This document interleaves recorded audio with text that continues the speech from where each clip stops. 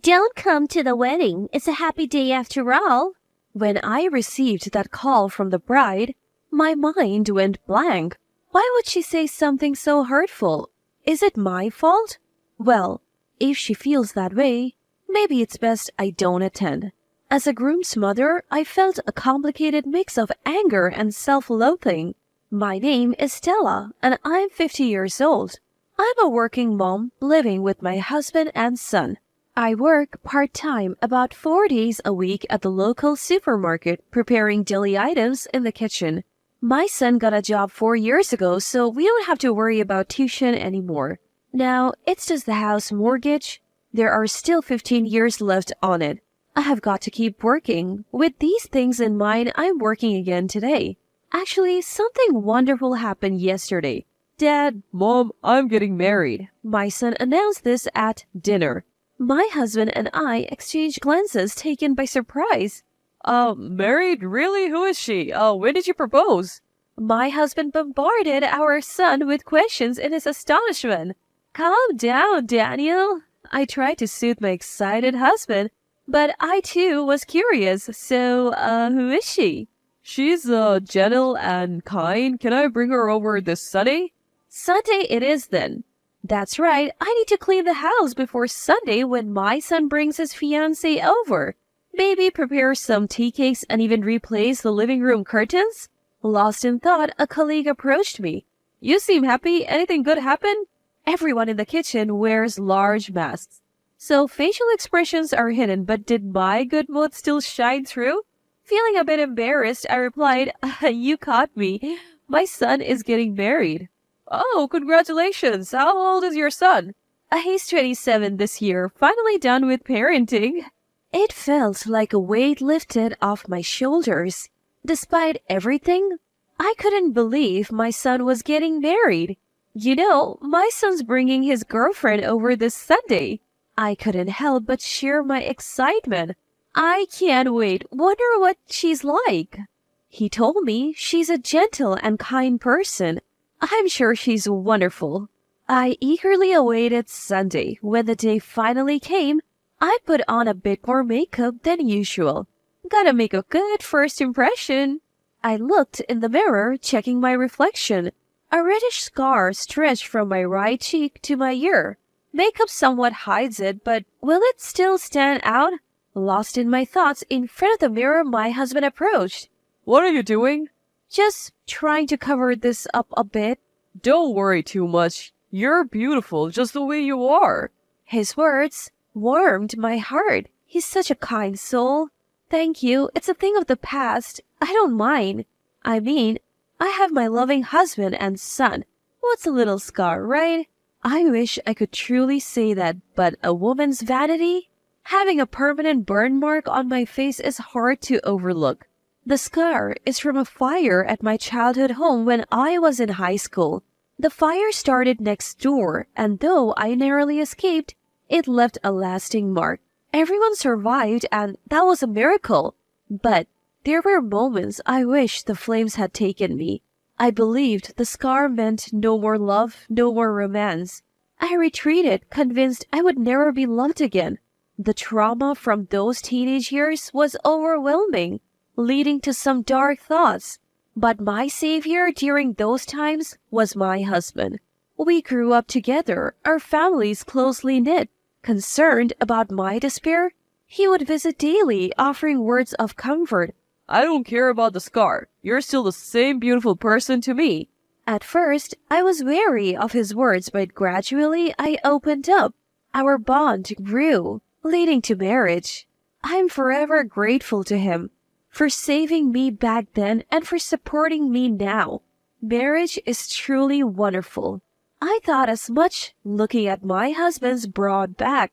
The scar remains, but meeting my husband, getting married, and having our child are treasures I wouldn't trade for anything. It was just past noon when the doorbell rang.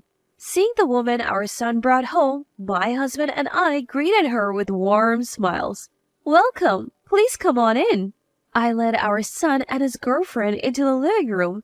Thank you for having me. Just as our son had described, she seemed calm and kind-hearted. She had a radiant fair complexion framed by beautiful black hair. Her name was Gabriela. She works as an office clerk, and she's 2 years younger than our son. Both my husband and I were impressed by her modest and humble demeanor. I felt so relieved. She seemed like a good person. I let out a sigh of contentment. So, where are you from? My husband asked, trying to ease any tension. I'm from Charleston, South Carolina. Ah, Charleston. Beautiful views and delicious food. A wonderful place.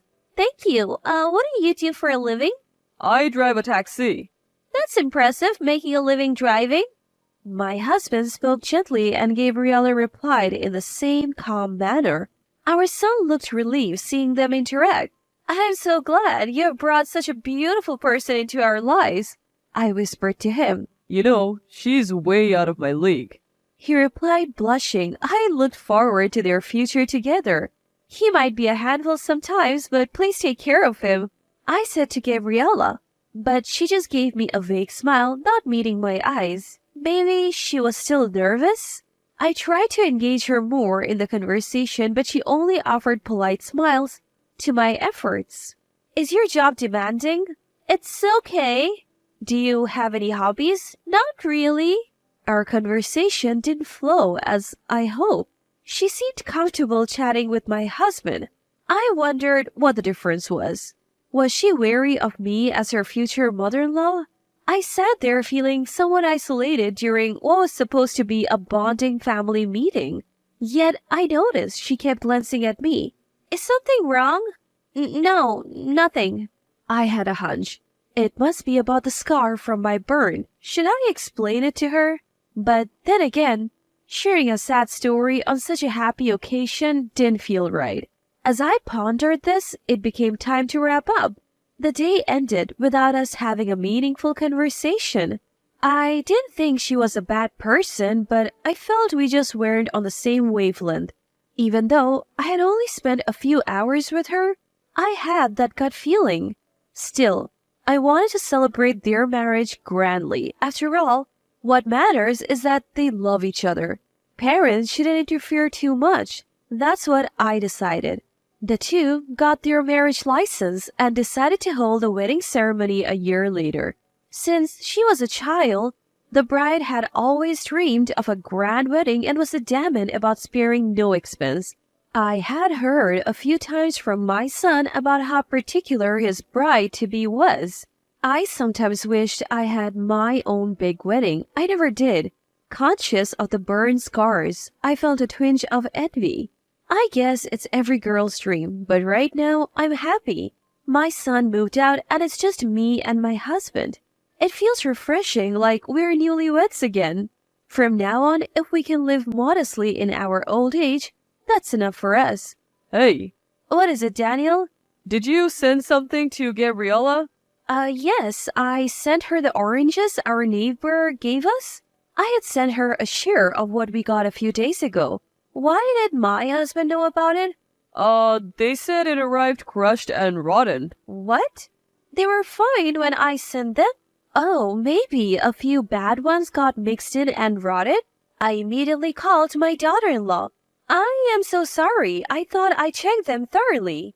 I would prefer if you didn't send gifts like that again. It's a bother. For some reason, she sounded hostile. But it was clear I was at fault, so I apologized deeply. I'm truly sorry. I won't send anything again. Also, we're pretty busy over here, so if you could refrain from calling too often. I understand. I'll be more mindful. She abruptly hung up. The only time I had called was to ask about the wedding. Did she really despise calls from her mother-in-law that much? She seemed like a completely different person from when we first met. Maybe it's best to limit our interactions. As I thought that and decided to limit my communication, my phone rang. Hello, Mom? It was a call from my son. What's up? Did something happen? Well, Gabriela mentioned that Mom was being cold to her. Did something happen? It's not that I'm being cold. You two are newlyweds, and you wouldn't want your mother meddling too much, right? That's not true. She said she wants to get along. I was about to exclaim in disbelief, but stopped myself. There is no point in me being stubborn here. Their wedding is just a few months away. Rumors of family conflict would be uncomfortable for both of them. I tried to maintain a distant relationship, but what if the daughter-in-law is trying to defame me? That feeling lingered. Then, a week before the wedding, it was during the weekday. Hello? Oh, is this mother-in-law? It's me. Oh, what's going on?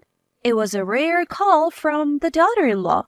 It's almost been a year since their marriage certificate was issued and our awkward relationship continues. This sudden call from her, what could it be? Actually, about the wedding, can you not attend? What? Why all of a sudden? I exclaimed in surprise. Your burn scar is disgusting. It's like you're a monster. It would ruin the whole wedding, so can you understand how I feel and not come? I was lost for words at this sudden insult. I was barely able to stand while holding the phone. Daughter-in-law continued pouring out her frustrations. She had disliked me since the family meeting day. That cold demeanor and ambiguous responses were because she was uncomfortable with me. As she imagines her ideal wedding, my presence seems like a stain on it. She went into great detail. You're disgusting. Why don't you voluntarily back out? How could you live looking like that? Daughter-in-law continued to coldly berate me without any remorse. She had always despised me. I should have noticed earlier and distanced myself.